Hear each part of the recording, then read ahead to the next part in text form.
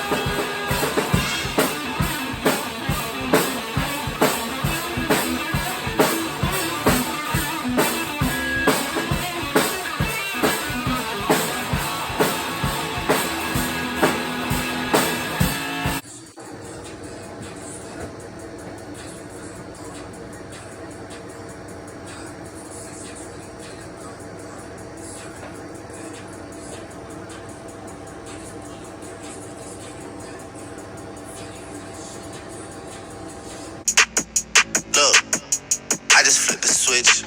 Flip, flip.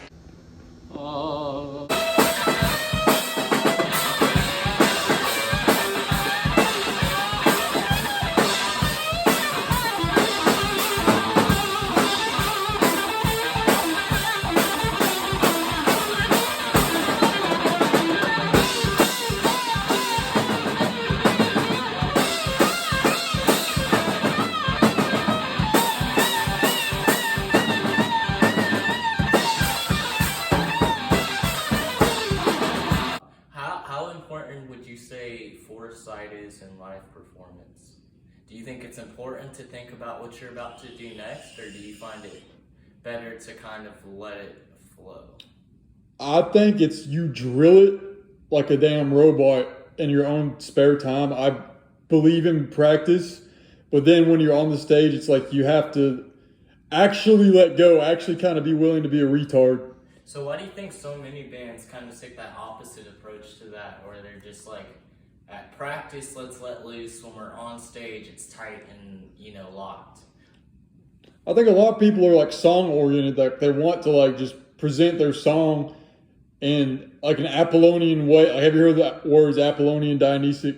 Like I feel like the jam we just did is like Dionysic. It's like we were feeling it. We were not thinking about it. We were not trying to present something necessarily pretty. We just let it happen.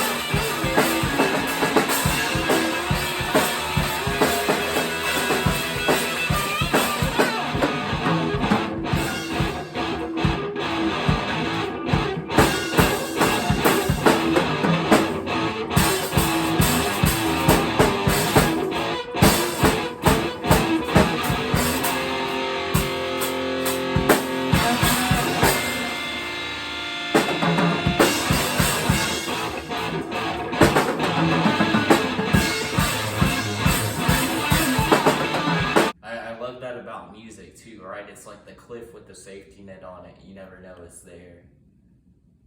Because Yeah. at some point, you got to just be willing to jump it.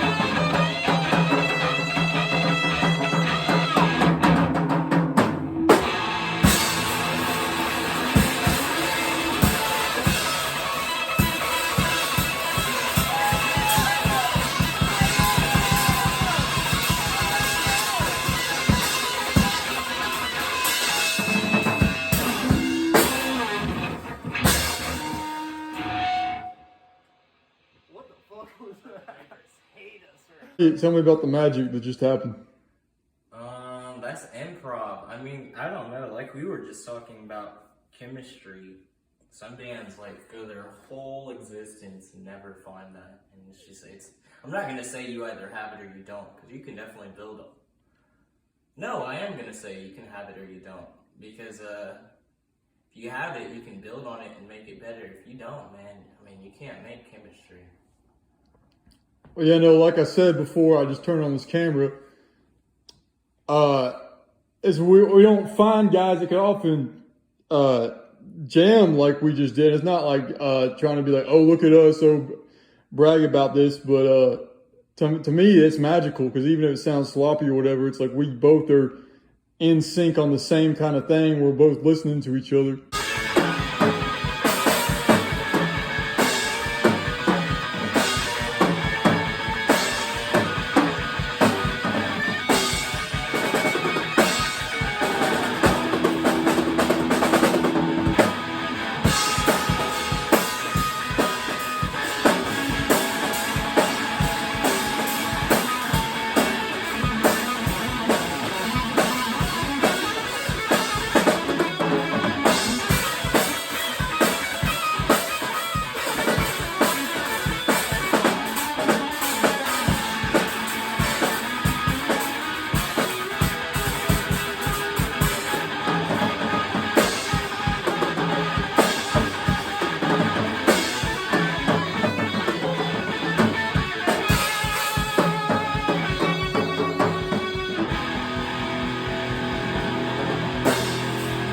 I don't think I've ever asked you if you're going to say who's your biggest influence. Who's your biggest influence?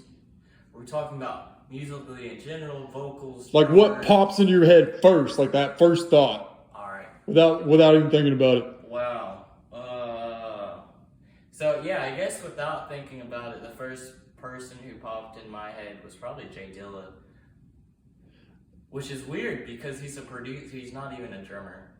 And he does the drunk beat, right? Yeah, but if I'm talking about how any of my drumming influence has, I mean, don't get me wrong, like I said, I grew up playing in church, so a lot of my influence is gospel, if anything, but style, genre of my playing I call gospel. Style, though, I'm always trying to do those off-tempo, you know what I'm saying? And so much of that comes from this like phase I went through where I was just obsessed with Jay Dilla.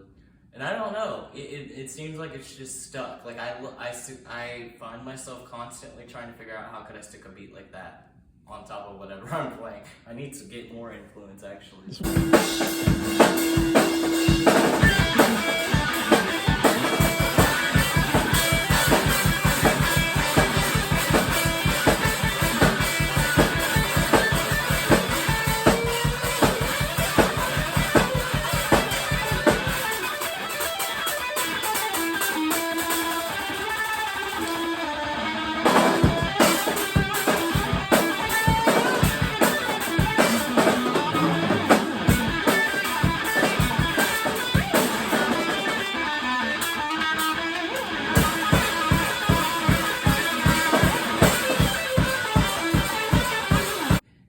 See, that's kind of what gets me though, is like so much of it is not even how much you train on on your instrument. Like I think a lot of it is what you're listening to, like what are your sources, right? Like what are you letting inspire kind of how you're going at something, and you can tell when someone's really listening to music and when someone's not. And I think so much of what builds our chemistry together is that like everybody's listening to people better than them, you know, and listening to things that are challenging them. I think that's a big thing too.